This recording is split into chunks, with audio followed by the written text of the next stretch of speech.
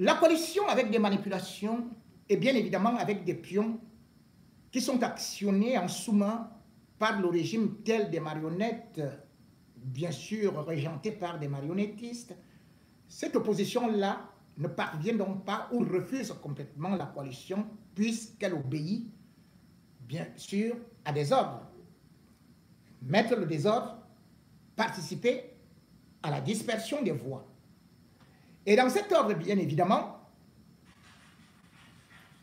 Atanganji a vu le danger venir.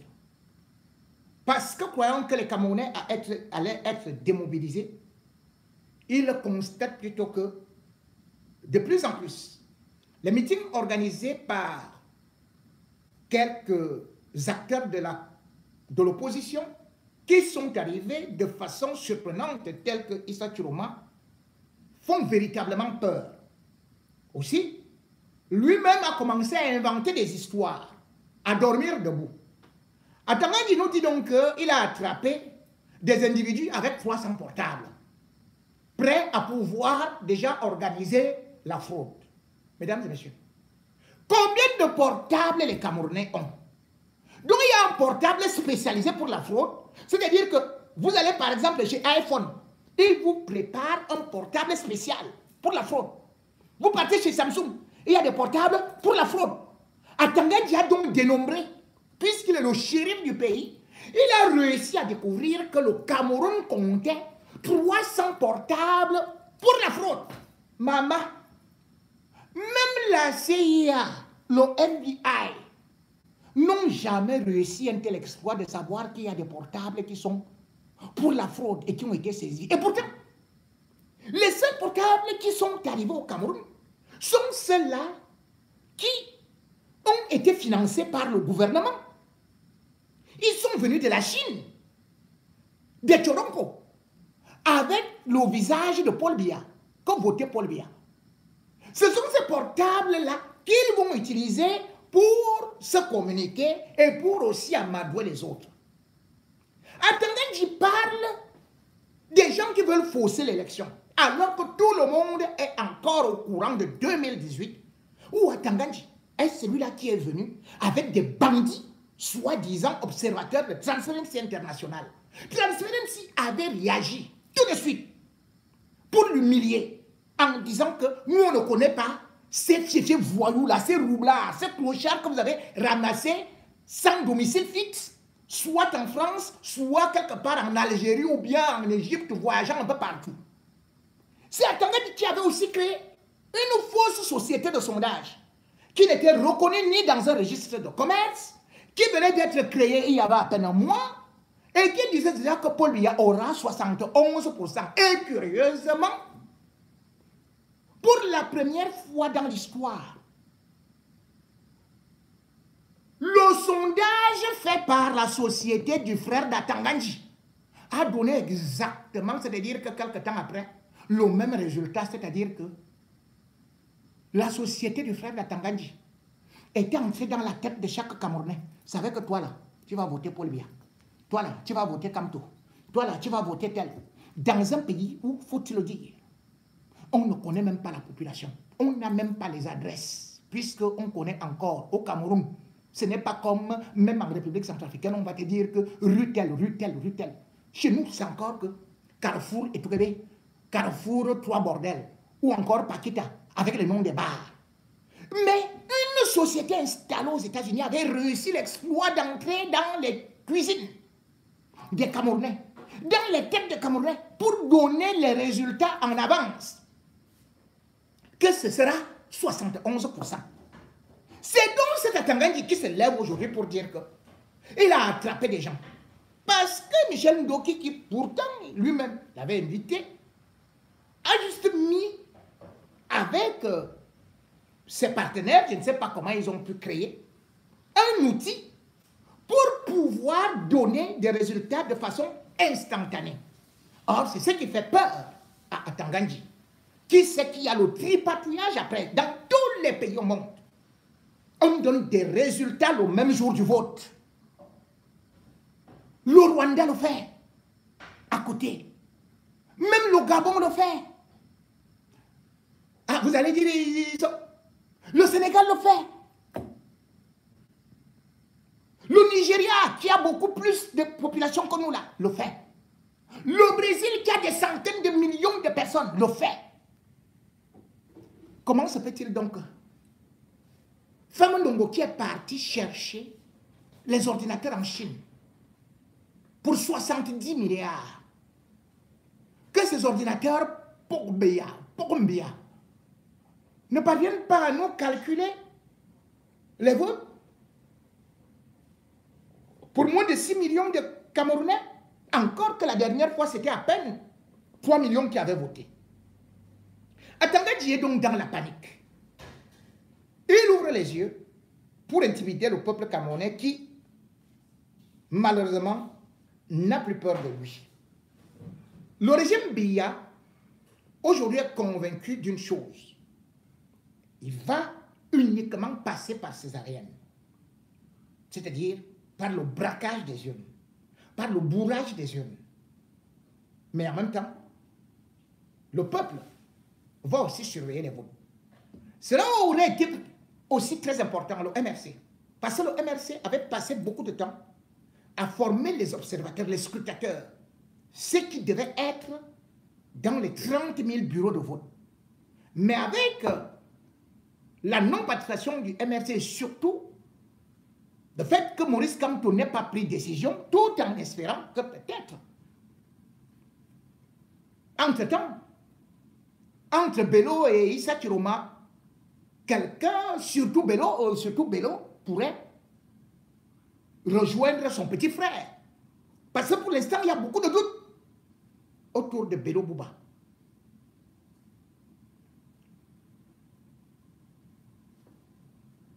Atangadji ne compte donc que sur une seule chose, la division. Si vous voyez donc qu'il n'y a pas de coalition, c'est parce que, effectivement, le RDPC, selon les sondages qui sont, et que j'avais déjà publié en exclusivité, ces sondages montrent que Paul Biya perd l'élection. Quel que soit ce qu'on va faire. Atangadji a donc les nerfs à fleur de peau. Raison pour laquelle il commence à évoquer des raisons qui sont farcesques, parce qu'aujourd'hui, c'est le RDPC qui est en panique. Le peuple doit continuer à se mobiliser. Le Moulinex ne pourra pas écraser tout le peuple. Atangadji sort des yeux, mais c'est trop tard. Certains candidats à l'élection présidentielle qui n'ont aucune envergure politique et qui sont politiquement présents à peine dans 10 arrondissements sur 360 ceux qu'on a dans le pays, sont en train de poser des actes graves qui ont pour but de perturber l'ordre public avant, pendant et après le scrutin présidentiel. Ces politiciens heureux espèrent obtenir par la rue ce qu'ils sont incapables d'obtenir dans les yeux. Le MINAC, au cours de ces investigations, vient de mettre main sur une plateforme conçue par certains politiciens heureux de l'opposition, dédiée exclusivement au recensement frauduleux des bulletins de vote au soir du 12 octobre 2025.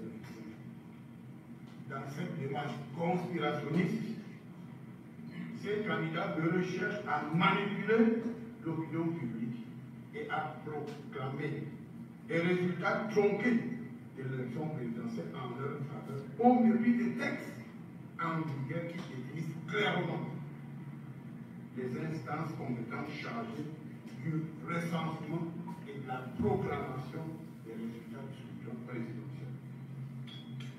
Le fonctionnement de cette plateforme clandestine de recensement est simple. Un agent recruté qui se couche dans une chambre d'hôtel à Yaoundé peut communiquer les faux résultats des bureaux de vote imaginaires ou des candidats pour lequel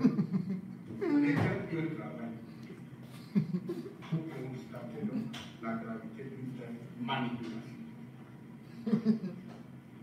Il faudrait qu'il le rappelle. Seul le Conseil constitutionnel est habilité à proclamer les résultats du scrutin présidentiel. Certains hommes politiques sans envergure, mais champions dans la manipulation des consciences, ont acheté des téléphones portables, recruté des jeunes naïfs et leur ont donné pour mission de propager des résultats tronqués dès 18 heures après la fermeture du bureau de vote. Les forces de maintien de l'ordre ont interpellé certaines personnes avec plus de 300 téléphones portables et ces personnes sont tous passées pour les enquêtes sont en cours. Il s'agit là des faits d'une extrême gravité que le ministre condamne avec la dernière énergie. Le ministre de l'administration territoriale met en garde tous les auteurs politiques véreux de cette entreprise criminelle afin qu'ils abandonnent cette imposture qui n'honore pas le Cameroun et qui démontre plutôt qu'ils ne sont même pas dignes d'être candidats à l'élection présidentielle. Le 31 décembre 2024, le chef d'État avait invité tous les acteurs politiques à faire preuve de maturité durant le processus électoral. Malheureusement, certains adeptes de la aussi facile veulent utiliser des méthodes tordues pour atteindre des objectifs politiques égoïstes. Ceux qui se rendront coupables de la manipulation des résultats électoraux dans le but de provoquer des remous sociaux devront se rendre au commissariat de police ou dans des brigades de la gendarmerie les plus proches afin qu'ils soient interpellés par les forces de maintien de l'ordre. Nous procéderons à des interpellations car les contrevenants qui chercheront à perturber le processus électoral répondront de leurs actes criminels devant les instances judiciaires. Et je promets bien que les séjours en détention seront de longue durée. En tout état de cause, force restera à la loi. Bon. Les politiques. Vous voyez que à Tanganji, soit c'est la schizophrénie, c'est vraiment une folie très aiguë. Il est ministre de l'administration territoriale. Il n'est pas ministre de l'information, des postes territoriaux. Ce n'est même pas son domaine. Maintenant, il va aussi loin. Il dit qu'il va procéder aux arrestations. On ne sait pas si c'est lui qui commande la gendarmerie, si c'est lui qui est le délégué général de la Sûreté nationale. Et autre chose, il devient ministre de la Justice. Puisqu'il dit que ceux-là vont rester longtemps en prison, en détention. Ça sera prolongé. Où est donc? Comment notre pays fait pitié, fait honte? Nous sommes devant une élection. Chacun doit prendre les dispositions pour surveiller ses votes. La loi l'autorise. La loi autorise de filmer les tableaux, de transmettre les résultats. La loi oblige même à aller comme de procéder au dépouillement. Le même jour, après la fermeture des votes. Et la loi n'interdit à personne de les publier. Nulle part. Comment il peut déjà parler de détention, de ceci, de cela, parce que quelqu'un aurait surveillé son vote? Il menace. Face à ça, il y a eu des réactions. Donc, je vais vous lire la suivante concernant justement ces passe-droits de Atangandji.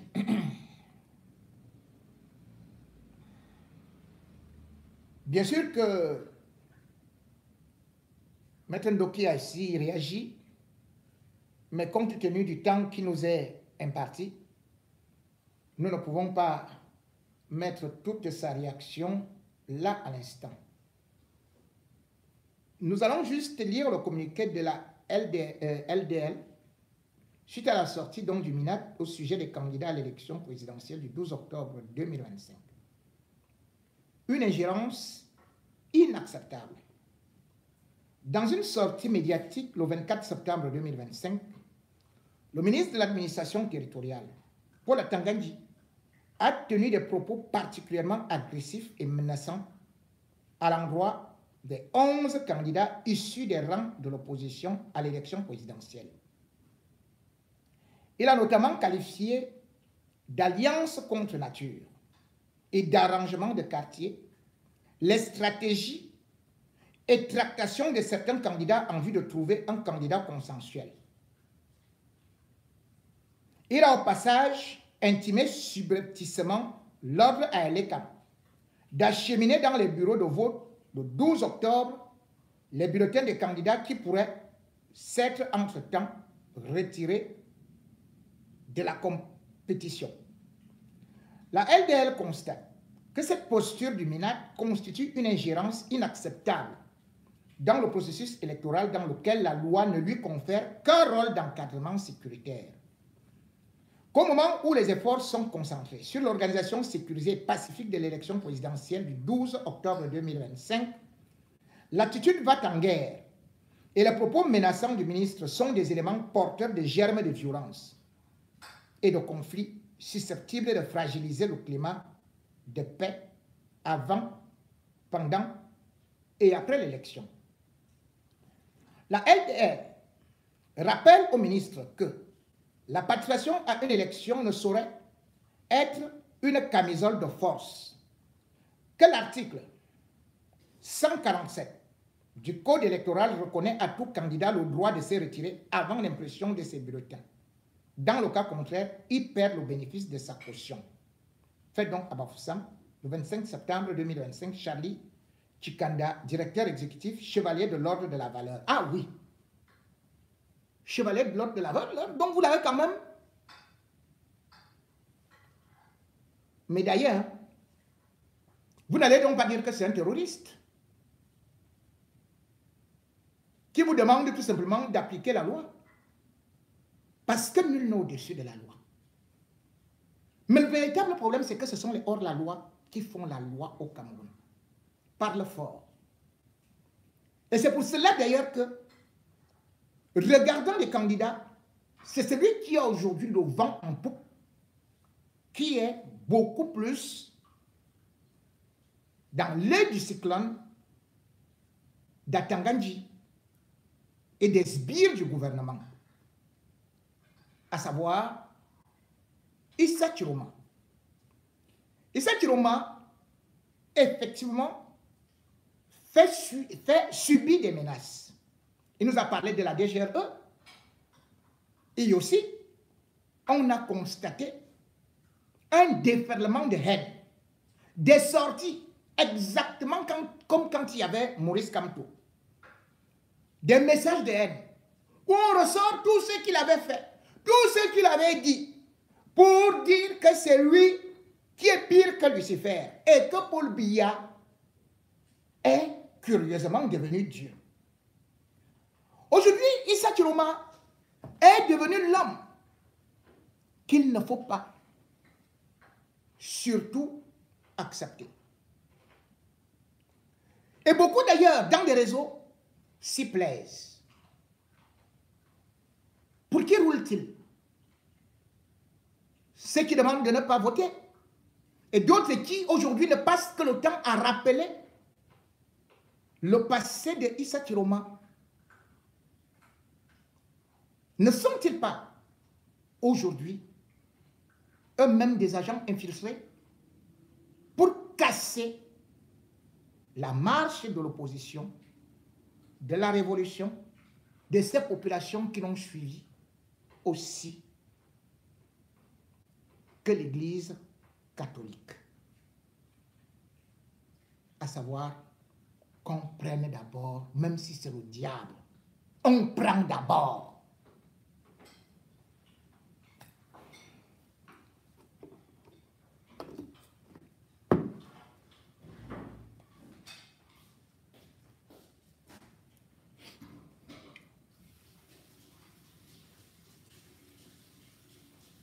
Allant à l'Est, il a connu du succès hors de ses bases. Mais là où il a encore beaucoup épaté, c'est à l'Ouest. On disait pourtant que les Bamileke ne votaient que pour leurs frères. Mais là-bas, ils n'avaient même pas de possibilité de passer tellement la marée humaine était dense. Et cet roman inspire confiance. Pourtant, certains veulent toujours nous rappeler ce qu'il a fait. Oubliant que même dans les Saintes Écritures, Saoul est celui-là qui persécutait les chrétiens, qui les tuait. Mais Saoul s'est reconverti. Il est devenu l'apôtre Paul. L'apôtre Paul, pour ceux qui connaissent les Saintes Écritures, pourrait donc comprendre ce que c'est que la reconversion, où les pécheurs, ou ceux qui ont été dans la boue, peuvent aller au sommet. C'est aussi par là que le Dieu a créé le pardon, la repentance. L'Église nous enseigne encore plus.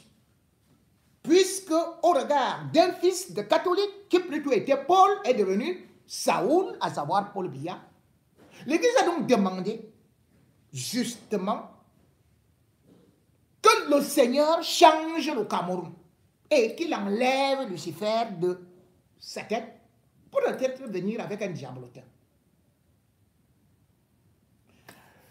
Issa Chiroma a été reçu par Monseigneur encore Paul Longtse, à Bafoussam, lors de son passage.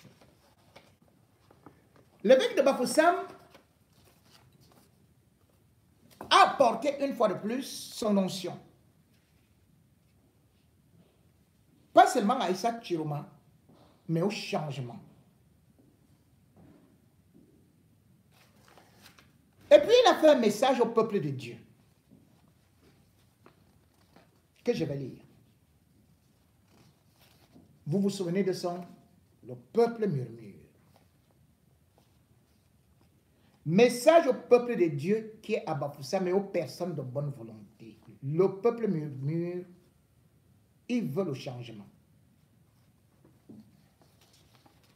Chers frères et sœurs dans le Christ, dans leur lettre pastorale du 28 mars 2025, les évêques du Cameroun rappelaient que l'année 2025 est une année capitale et décisive sur le plan socio-politique au Cameroun, en raison de l'élection présidentielle et des élections régionales. Le 30 juillet dernier, nous avons fait état du murmure du peuple et de nos interrogations face au traitement des dossiers de candidature pour les élections du 12 octobre prochain. Car tout laisse comprendre qu'il y a 2 poids, 2 mesures et donc de l'injustice. À la veille de l'élection présidentielle, je veux encore m'adresser à tous les chrétiens du diocèse de Bafoussam et aux âmes de bonne volonté. 1. De la nécessité de l'alternance et ses nombreux bienfaits. L'alternance politique est le fait qu'un pays permette à différents partis ou dirigeants de se succéder au pouvoir à travers des élections libres et transparentes.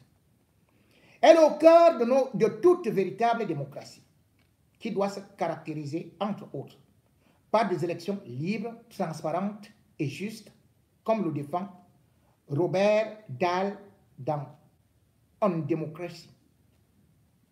Cette justice doit être présente à travers tout le processus électoral depuis la conception des lois jusqu'à la publication des résultats, en passant par l'enrôlement des électeurs, le traitement des candidatures, les élections elles-mêmes, le comptage des votes, leur compilation, etc. Même si elle n'emploie pas le terme moderne d'alternance, la Bible présente clairement la réalité d'une succession organisée, ainsi que les limites du pouvoir humain. Céder sa place à un autre n'enlève pas forcément le mérite de celui qui s'en va. Moïse, le grand libérateur d'Israël, n'est pas entré en terre promise. Dieu lui ordonne de transmettre son autorité à Josué.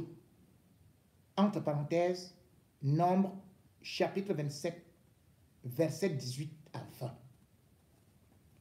Ici, l'alternance assure la continuité de la maison pour le bien du peuple. Dans le livre de Samuel, Dieu permet un passage de l'autorité prophétique, Samuel, à la royauté, Saoul, puis du roi Saoul au roi David. 1 Samuel 13, versets 13 à 14. C'est encore le bien du peuple qui est recherché par cette alternance. L'Ecclésiaste déclare, je sais, ouvrez les guillemets, et il y a un moment pour tout et un temps pour chaque chose sous le ciel. Fermez les guillemets. Ecclésiaste, chapitre 1, chapitre 3 plutôt, verset 1. Même le règne d'un leader doit avoir une fin. Jésus lui-même avait préparé une forme d'alternance en formant les apôtres pour qu'ils continuent sa mission auprès du peuple. Référence, Jean chapitre 14, verset 12. Puis Matthieu chapitre 28, verset 19 à 20. L'alternance n'est pas seulement un mécanisme politique. Elle a une portée spirituelle. Éviter l'idolâtrie du chef. Rappelez que Dieu seul est Dieu et que lui seul demeure éternel. C'est ainsi que le Psaume 145, verset 3 à 4, déclare 2 points. Ouvrez les guillemets. Ne comptez pas sur les puissants, des fils de l'homme qui ne peuvent sauver. Leur souffle s'en va. Ils retournent à la terre. Et ce jour-là, périssent leurs projets. Fin de citation. L'homélie prononcée par l'ancien archevêque d'Abidjan, le cardinal Jean-Pierre Coutois, lors de son départ à la retraite le 3 août 2024, explicite cette nécessité vitale de l'alternance. Il affirmait en effet qu'il faut savoir partir. Il faut savoir partir. Car c'est un service grandiose de laisser la place à d'autres quand son utilité est épuisée.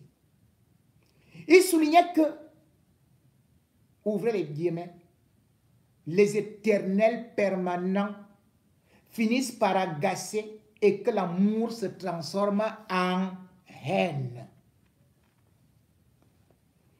Il encourageait la joyeuse acceptation de son inutilité pour permettre à d'autres, plus jeunes et plus vigoureux, de trouver et d'offrir leur propre utilité.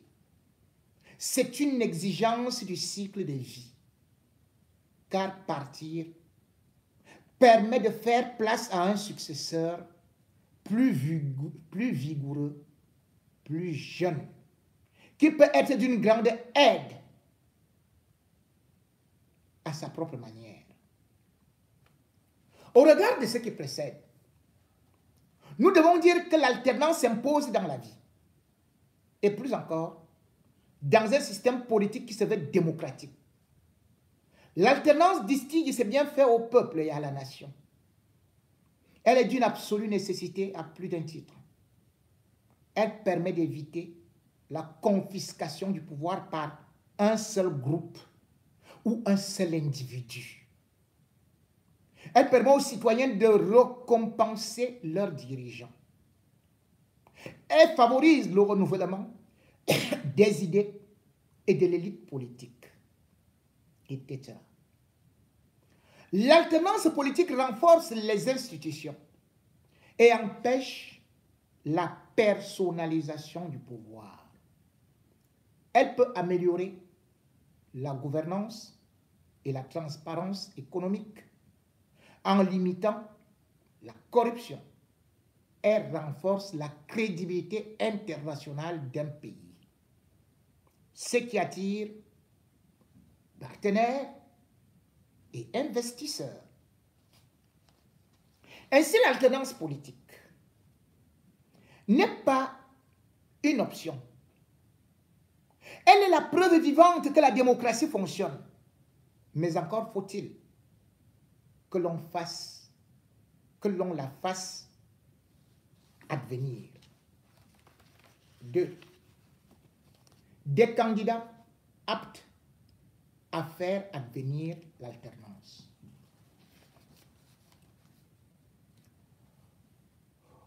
Pour qu'advienne une véritable alternance dans notre pays, l'épiscopat camerounais a toujours rappelé l'exigence pour nous d'avoir des candidats compétents et honnêtes, quelles que soient leurs origines ethniques, car l'alternance n'est pas simplement synonyme de changement de personne.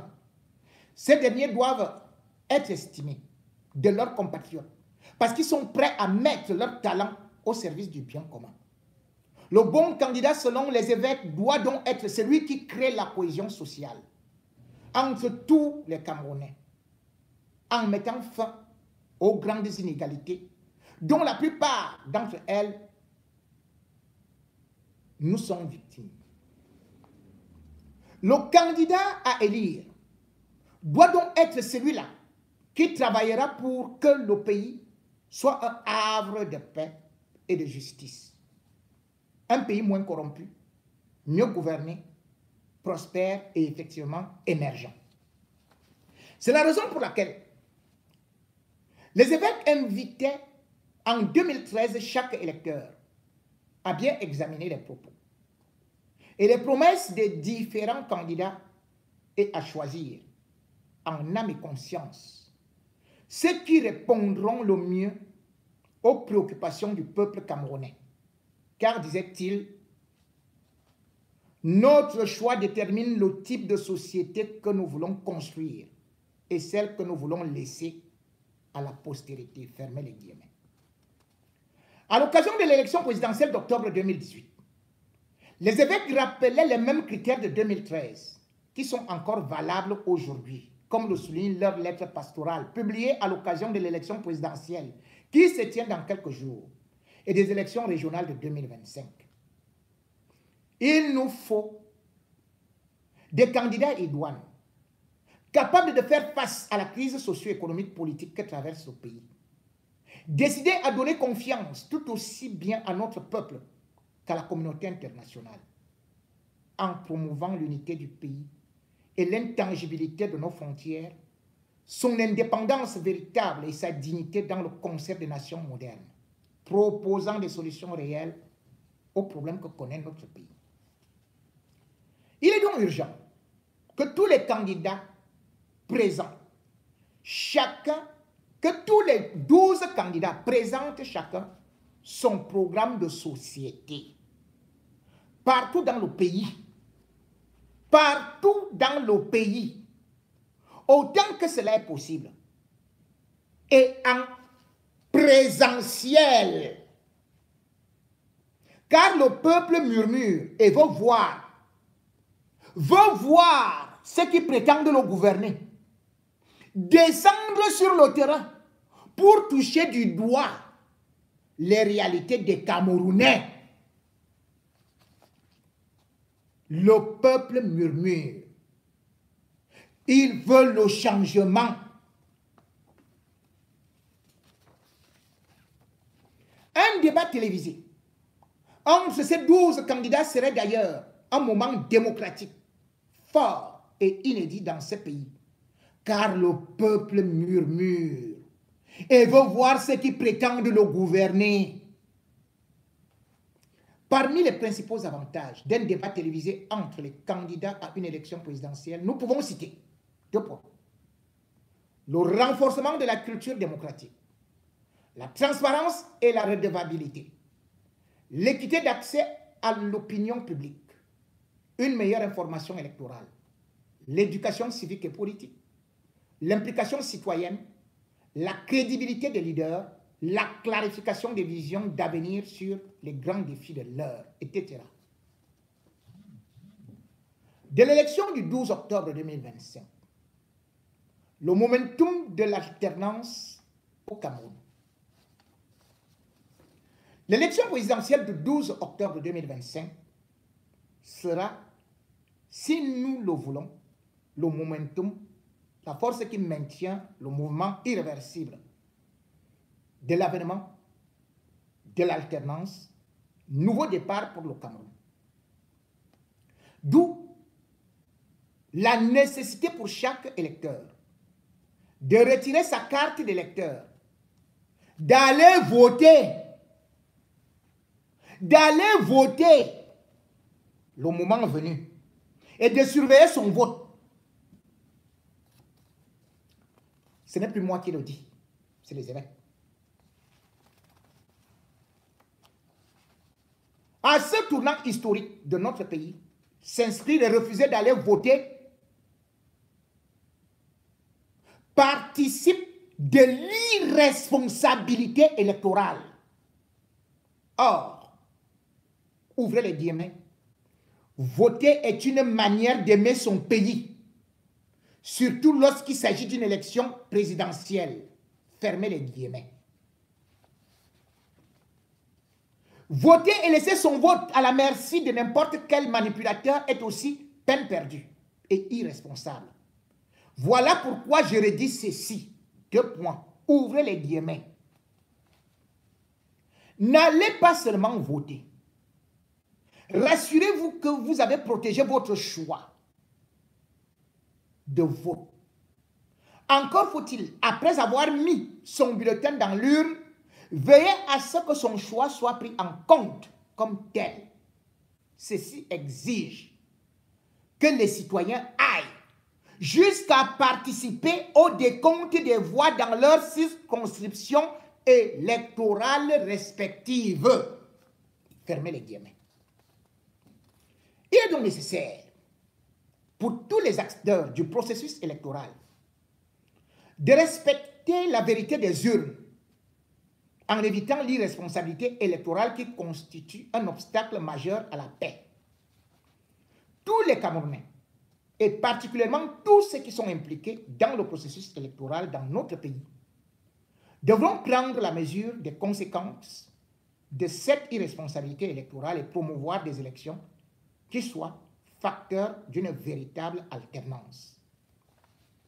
Un regard froid et sincère jeté sur les élections au Cameroun montre que, depuis la veille des indépendances jusqu'aux dernières élections, l'irresponsabilité électorale, sous ses différentes formes, est enracinée dans l'histoire politique de notre pays.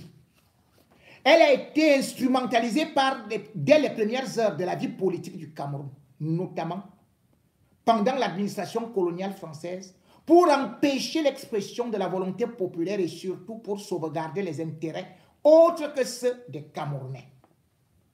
Le peuple murmure, il veut le changement. Exhortation conclusive. À la veille de l'échéance électorale du 12 octobre 2025, rappelons-nous que les élections constituent le moyen central d'expression de la souveraineté. À travers l'élection, le peuple se montre effectivement être la source du pouvoir et exprime sa volonté de conférer la légitimité. Dieu appelle chacun à être artisan de vérité, de justice et de paix. Refusons donc toute compromission, car bâtir une société juste commence par des élections transparentes et équitables. Vous qui prenez part au processus électoral, souvenez-vous que votre premier engagement est envers Dieu, qui est vérité, justice et amour, témoin fidèle du royaume de Dieu au cœur de la cité. Vous êtes le sel de la terre, vous êtes la lumière du monde. Matthieu chapitre 5, versets 13 à 16. Ne cédez ni à la fraude, ni aux pressions, ni aux intimidations, ni aux manipulations qui trahissent la dignité humaine et profanent la souveraineté du peuple camerounais.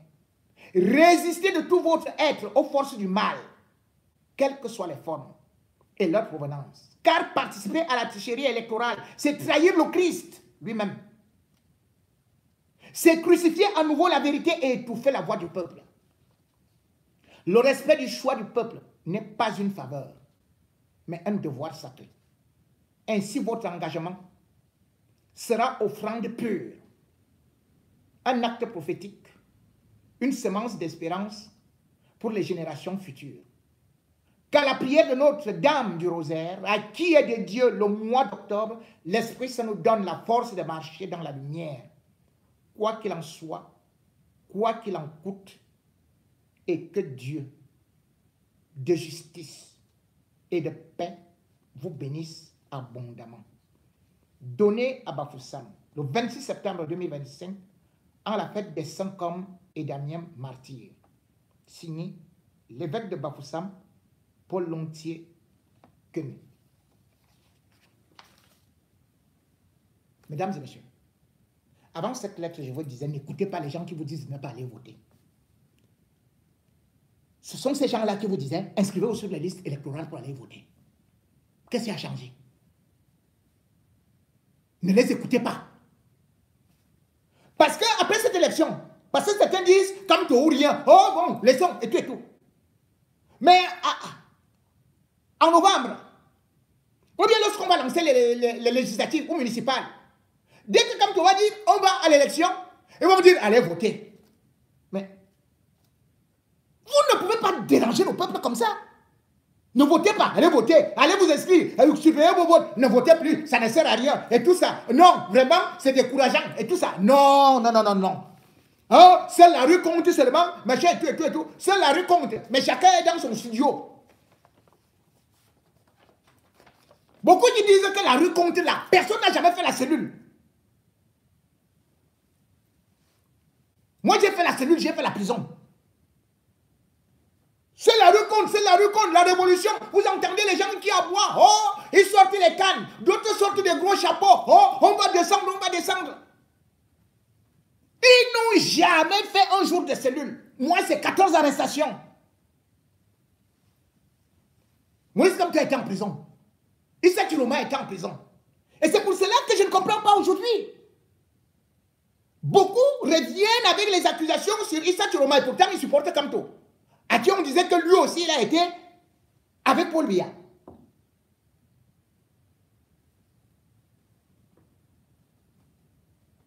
Kamto a été avec Paul Biya. Et puis ça fait quoi? Même la femme de Kamto a été nommée par Paul Biya. Comment là-bas vous ne voyez pas que non? Vous dites non, non. En fait, Issa Chiloma a trop fait, il a trahi et tout et tout. Et aujourd'hui, je vois une fille très intelligente qui est même avocate après avoir obtenu son master 2. Vanessa Tchatchou. Voilà une fille, une dame respectable qui a subi une injustice.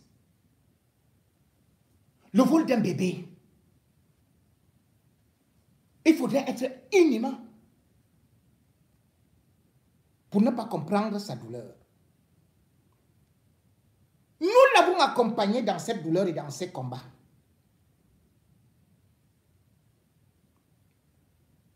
Mais il faudrait dire que ce combat datait, son bébé a été volé en 2011. En 2011. Je me souviens même que mon frère Fouda, qui voulait être candidat à l'élection présidentielle parce qu'il organisait un sitting,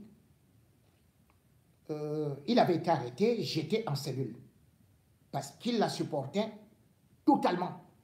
D'ailleurs, on en parlait tout le temps.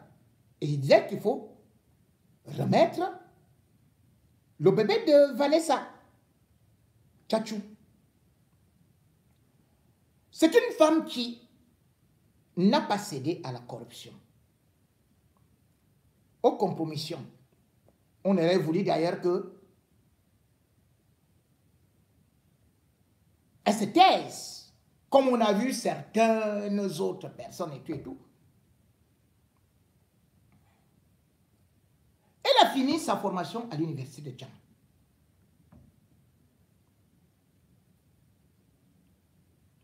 Elle a eu son concours au barreau. Elle est sortie avocat. Avocate, si vous voulez. Mais je ne comprends pas. Nous sommes en 2025. Issa Chiroma devient candidat à l'élection présidentielle. On déterre donc ce dossier-là. Et les gens qui n'avaient même pas combattu sont là. Oh, vraiment, je pense au bébé de Vanessa Tchatchou. Je pense au bébé de Vanessa Tchatchou. Elle me dit aussi, vraiment, je ne peux pas pardonner à Issa Chiroma. Il faut qu'il me dise, il faut qu'il dise la vérité sur le bébé, sur ses...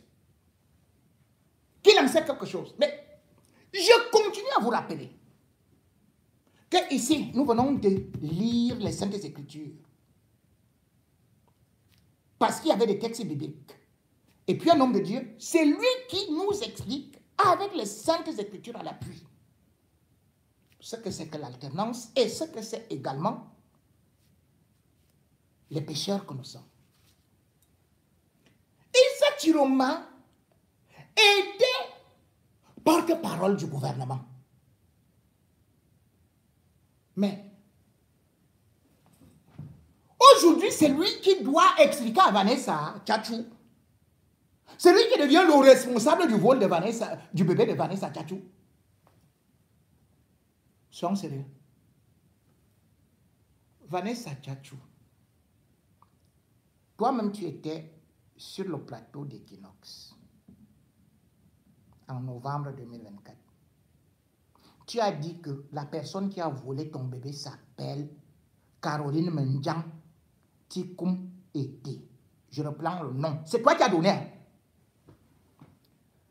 Caroline Mendiang Tikoum Ete. Épouse à Tangana. C'est la femme de Issa Chiroma. Pourquoi tu n'accuses pas les autres membres du gouvernement? Un, tu es devenue avocate pour aller défendre tes droits. Ton bébé a été volé dans un hôpital.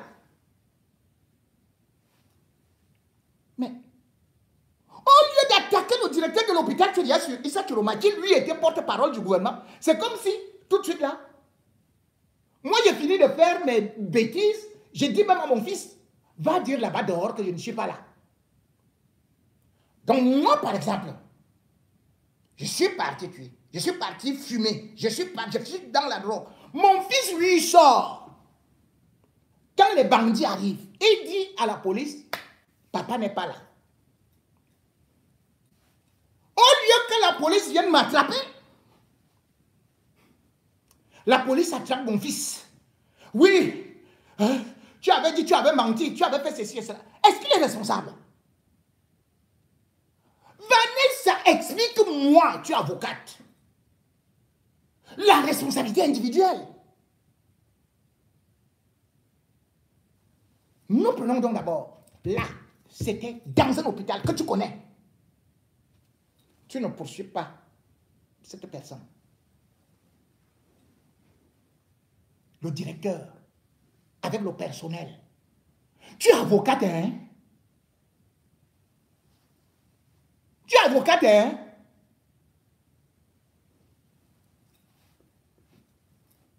Deux, il y a un ministre de la Santé. Pourquoi tu ne t'attaques pas au ministre de la Santé?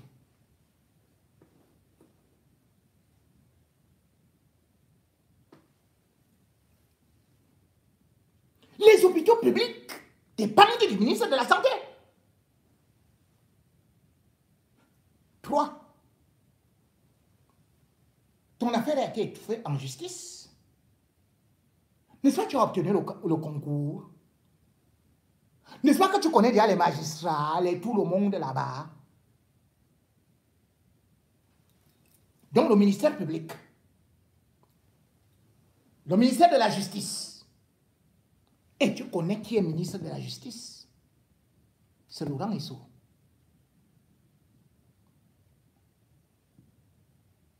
Il dort chez lui, et tu connais là où se trouve Momo?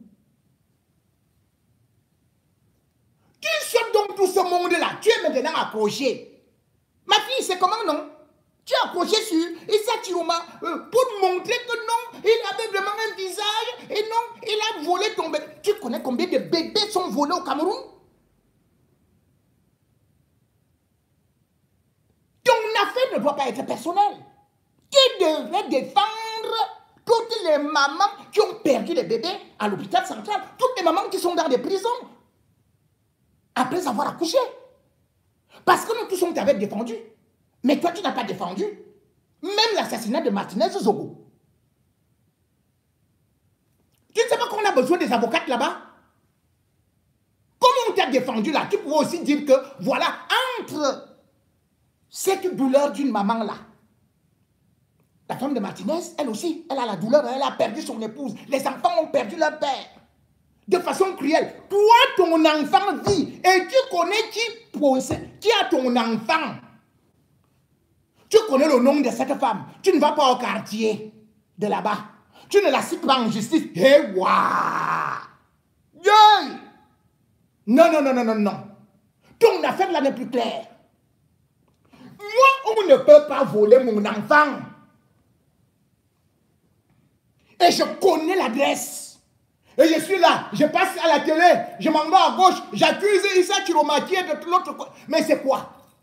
Qui a donné le nom? La femme là n'est pas morte. Ton enfant, même tu connais l'école où elle est. Pourquoi tu ne pars pas à l'école? Récupérer ton enfant. Pourquoi tu ne vas pas signer l'Indien là-bas? Pourquoi tu ne crées pas une association? Pourquoi tu ne fais pas le sitting? D'où sort Issa Chiroma? Il n'était que loin. Quand on te dit que porte-parole du gouvernement, donc tu crois que quand les gens tuent là, on ose, le ministre de la Communication, ça qui est là-bas?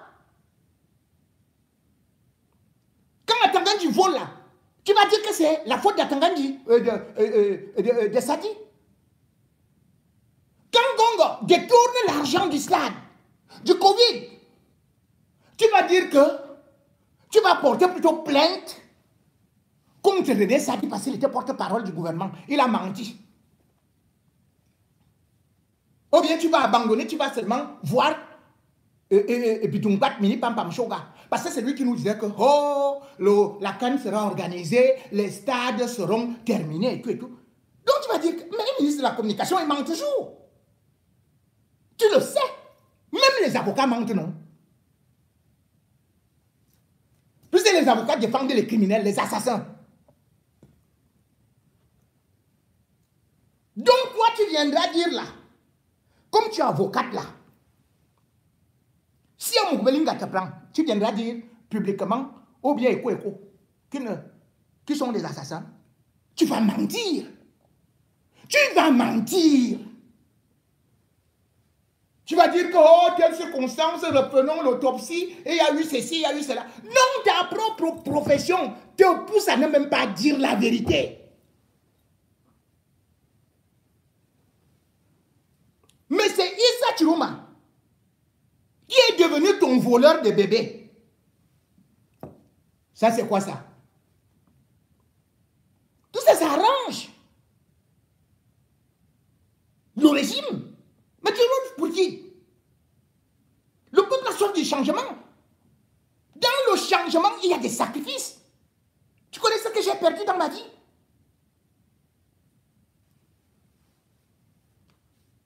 Et même ces bébés-là, ton bébé qu'on a volé là, après, ça t'a permis d'être une vraie femme, de faire le combat. C'est pour ça que tu as réussi à ce concours-là. Tu avais la foi, tu avais l'acharnement. Tu connais ce que Mandela a perdu?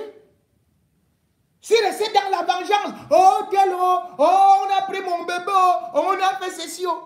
Ici en France et partout dans le monde, retiens-le. Tu fais ton enfant avec une femme, l'État vient le prendre et le place à la DAS. On te dit tu n'as pas de moyens, ou peut-être tu es une mauvaise maman, ou peut-être il n'a pas les bons résultats à l'école. On change même son nom. Donc l'État enlève même des enfants. Demande à beaucoup de femmes.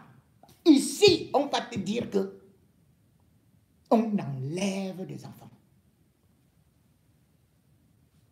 Et on donne, on confie ces enfants à d'autres parents adoptifs. Organise une marche. Mais tu es avocate. C'est quoi? Oh, et ça, tu me connais la vérité. C'est toi qui nous a dit que c'est Madame Caroline Mendiang Tikoumete. Mais tu nous as donné cette vérité.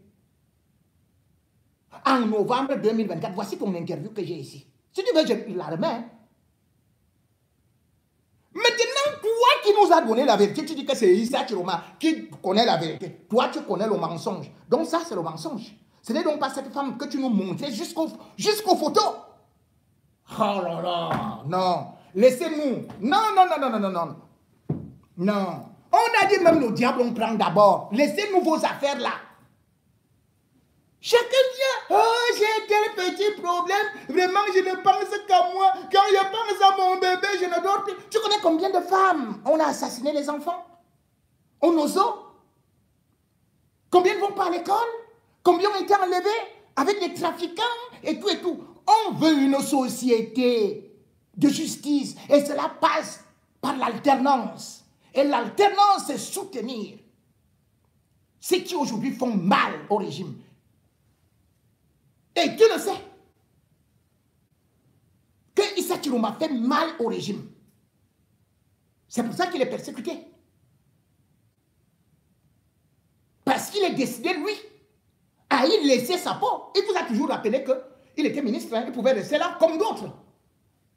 Et rien que ça, il faut applaudir comme j'ai applaudi Maurice Kamto d'avoir démissionné. Est-ce que c'est facile de démissionner de la mangeoire? Maman vous a dit, moi, démissionner? Je suis fou. Laissez-moi ça. Issa Chiroma a démissionné. C'est-à-dire que lui là, il a presque les pieds à 70% en prison. Et on a dit que même ces médicaments, on ne va pas lui donner. C'est-à-dire, et il a dit, je vais mourir pour vous.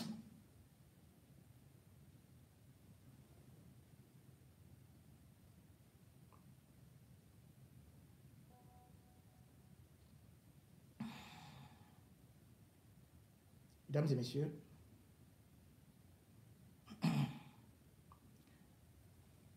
puisque comme je le disais tantôt, et disait donc que Issa Chiroma fait véritablement peur. Je vais vous laisser suivre d'ailleurs l'une de ses interventions où bien sûr il ne va pas du dos de la cuillère. Cette intervention, même si le son n'est pas très bon, vous allez faire un effort d'écouter.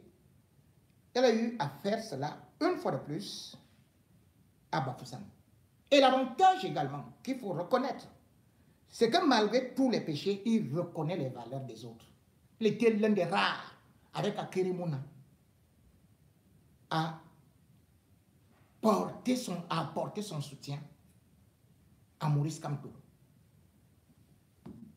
Il ne peut pas être parfait partout, mais tout au moins aujourd'hui, jeune, vieux, pauvre, parce que lui-même, il n'est pas un prince, mais c'est quelqu'un qui a connu toutes les misères.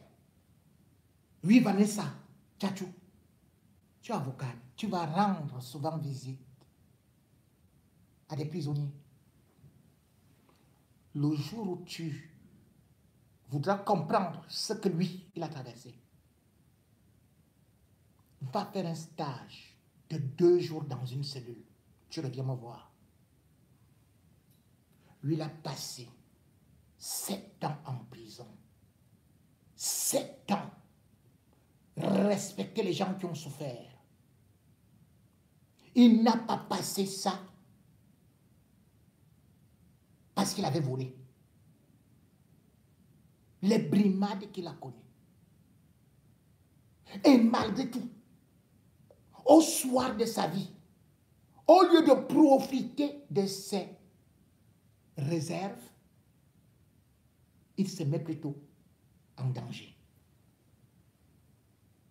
Voilà un discours engagé, pas les discours hypocrites lisses que certains opposants, un pied dedans, un pied dehors. Issa Chiroma, on peut l'aimer ou pas, mais il faut reconnaître que c'est un courageux, c'est un brave homme, un brave. Écoutez ce qu'il dit au régime. C'est maintenant ou jamais.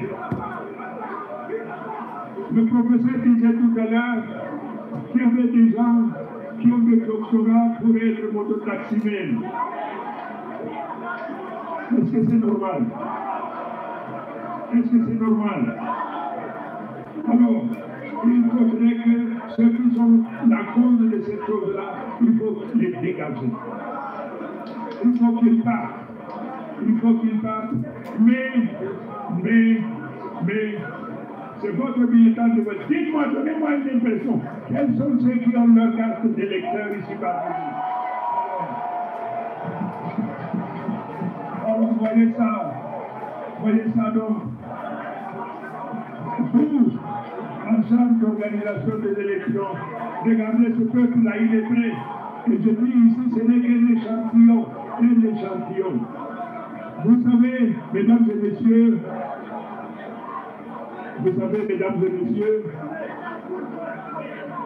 la nation camerounaise est enceinte. La nation est enceinte. La nation est enceinte depuis 2019. Le 12, la nation va accoucher. Le 12, la nation va accoucher. Alors il y a 2 possibilités.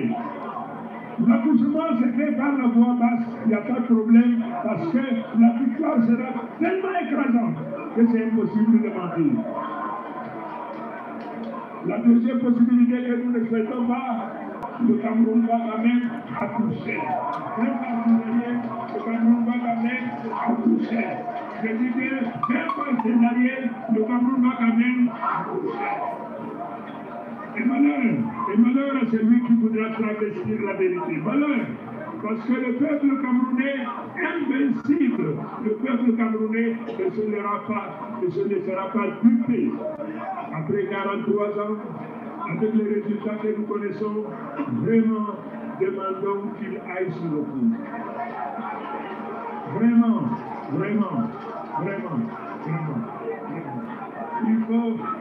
Il faut demander qu'il aille. Non. L'Afrique respecte l'âge. Au Cameroun, on respecte l'âge. Si ça ne va pas, on va lui dire, s'il vous plaît, quittez les choses avant qu'elles ne vous quittent. Quittez les choses.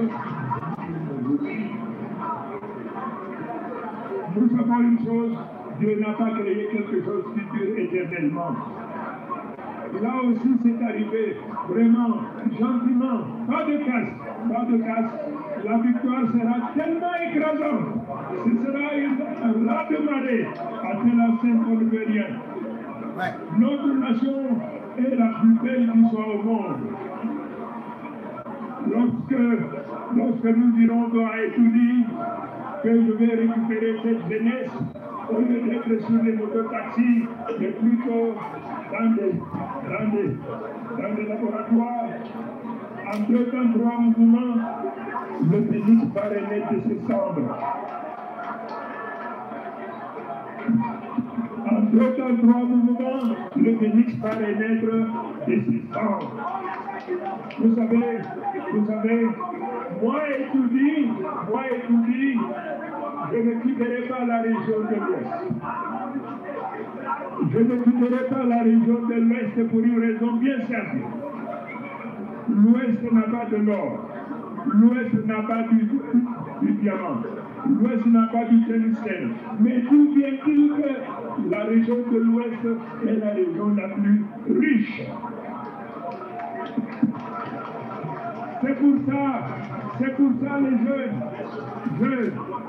je ferai des hommes de l'Ouest mes conseillers. Je ferai des hommes de l'Ouest mes hommes d'affaires. Je ferai des hommes de l'Ouest mes hommes d'affaires. Je ferai des hommes d'affaires, des professeurs, pour enseigner comment on fait pour faire fortune. Alors, je n'irai pas à Washington. Je n'irai pas à Washington, en Suisse ou partout ailleurs. Le savoir et le savoir-faire dans ce domaine existent dans le pays. C'est donc pour cette raison, mesdames et messieurs, avant de quitter la scène, mais je sais qu'il se fait tard. Avant de quitter la scène, je voudrais m'adresser maintenant aux religieux. Toutes confessions confondues, chaque fois que nous nous adressons à l'Éternel, demandons à l'Éternel de désarmer les cœurs, mais de préparer les Camerounais, chacun à être aux commandes de son existence. Parce que cette partition, ce changement que nous voulons, c'est chacun qui doit écrire sa partition et la jouer en virtuose. Nous voulons le changement, mais ce changement, nous devons le construire. C'est chacun qui doit construire ce changement. C'est pour cela, alors, aujourd'hui, nous sommes en pré-campagne. Mais lorsque la campagne commencera, ils comprendront que le peuple camerounais s'est fâché. J'ai dit à Bertoua ou à Gaoundéré, il y a eu un tremblement de terre et le curseur s'est arrêté au sein, alors que sur l'échelle de l'Estelle, il y en a 7. Ici à Bamoussa, je sens que ça bouge aussi, n'est-ce pas? Ça bouge. Mais, c'est pas encore le moment. Activez simplement, soyez simplement prêts pour être de ceux-là, demain, qui écriront sur la page de l'histoire, j'ai contribué à la libération de la nation. Je voudrais vous remercier infiniment. Je voudrais infiniment vous remercier. I would like to say hi to those who unfortunately could not. Et 3 ou les 4 dans la maison d'Afrique, nous étions des seigneurs. Parce que le peuple camerounais où il est, partout où il est audacieux, conquérant, ambitieux, qui n'accepte jamais de défaite. Alors aujourd'hui, on dit que mon pays va mal, je danse. Non, mon pays va mal, mon devoir c'est de relever le défi.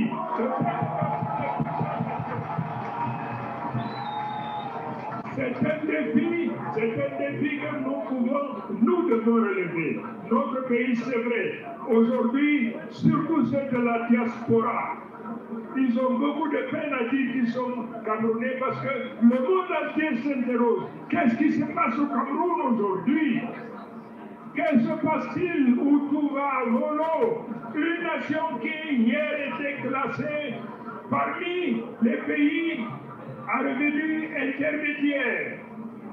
Les pays émergents à revenus intermédiaires. Aujourd'hui, on se trouve au creux de la vague. Aujourd'hui, sans l'assistance respiratoire économique des institutions financières internationales, notre économie se serait effondrée. Que se passe-t-il dans ce pays? Que se passe-t-il? Les jeunes, vous souffrez, mais je vous dis une chose. Je vous dis oui, je vous dis une chose. Ce que vous devez savoir, c'est que personne n'a jamais vaincu son peuple. Jamais. Personne n'a jamais vaincu son peuple. Aujourd'hui, le jour où nous nous débarrasserons de la peur, le jour où nous nous débarrasserons de la peur, c'est ce jour-là que nous aurons recouvré notre propre dignité et nous aurons redonné à la nation sa liberté, sa dignité. Je prends l'engagement. Vous êtes au courant que je fais l'objet d'une menace. On menace de m'arrêter. On menace de faire ci, on me menace de ça. Je leur dis, ils ne peuvent pas parce que c'est le peuple qui nous tire aussi. Lorsque le peuple est votre protecteur, il n'y a rien à faire. Vous devenez invulnérable parce que le peuple est invincible. Mesdames et messieurs, je vous demande une chose. D'abord, avoir présent à l'esprit qu'il n'y a pas un Cameroun pièce de rechange qu'on substituerait à celui-là si par malheur, par ignorance, on venait à les détruire. C'est pour ça que tous les jours que l'Éternel a créé, nous devons avoir présent à l'esprit la protection de cette nation. Parce que il y a ici. Il n'y a qu'au Cameroun que vous pouvez tomber le corps et dire oui, je suis bien-être camerounais. C'est vrai qu'aujourd'hui, on a honte de dire qu'on est camerounais. On a honte. Mais cette honte, nous devons gommer cette honte parce que le 13 octobre au matin, le soleil qui va se lever, il est différent de tous les autres soleils.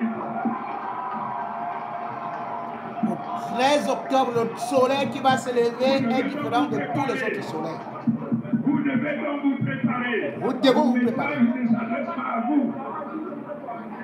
Mon message s'adresse au Conseil constitutionnel. Mon message s'adresse à l'ONEL, à ELECAM. Mon message s'adresse au Conseil électoral. Conseil électoral, ELECAM. Regardez cette foule immense. Attends, Clément, tu entends? Nous pouvons concevoir que cette foule qui souffre, qui n'arrive pas à faire joindre les deux bouts, ou ose de dire que le candidat du RDPC a gagné. Comment ça peut se faire? Comment ça peut se faire? Ici à Bafoussam, ce n'est qu'un échantillon. Mais Bafoussam m'a déjà amené à étudier. Bafoussam m'a déjà amené à étudier.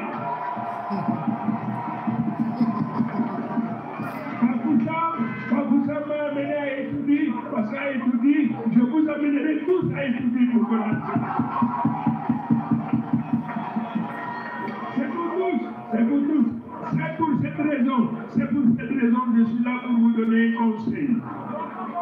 Mon conseil consiste à vous dire, le 12 dès 8 heures, vous devez former, dès 8 heures, vous devez former des fils de kilomètres et de kilomètres, parce que vous devez voter très tôt.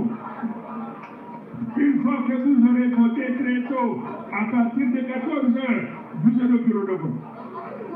C'est pour empêcher le critique. C'est pour empêcher. Quoi qu'il en coûte, vous devez être là, parce que le bourrage des urnes n'aura pas lieu. Et comme il disait, déjà, dimanche 12, à partir de midi, nous aurons déjà des résultats.